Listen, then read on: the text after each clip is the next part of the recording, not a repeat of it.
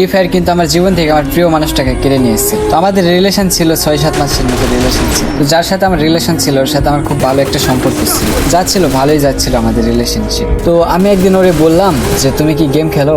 ও বলছিল যে না আমি গেম খেলতে পারি না, আর আমার ওইগুলা গেম ভালো লাগে। আমি বললাম কেন, সবাই গেম খেলে তুমি খেলো না? তো আমি বললাম যে তুমি গেম ডাউনলোড দাও।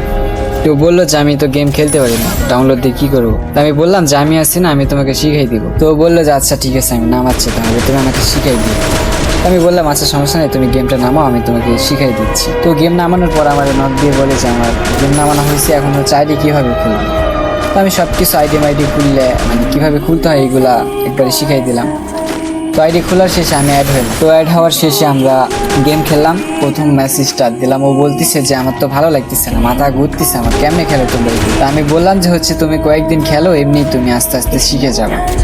তো বলতেছে যে মানে কোথায় কি করতে হয় আমি তো এইগুলো জানি না।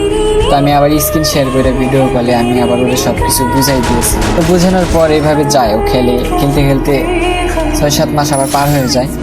তো ভালো একটা গেম খেলা শিখে যায়। তোর আইডিটাও মোটামুটি কালেকশন করে দিছিলাম, যতগুলো ইভেন্ট আসছিল সবগুলোই কিন্তু আমি কমপ্লিট করে দিছিলাম ওরে। তো গেম খেলে তখন কিন্তু সবসময় বেশি গেম খেলতো। যখন গেম খেলা শিখে গেছে একবারে, তখন আমাকে সময় দেয় না। তো আমিও কিছু মনে করি না যে মানুষটা গেম খেলে তো সমস্যা নেই। তো আমাকে আবার তো তেমন একটা SMS দিত না গেম খেলা শিখে যাওয়ার পর।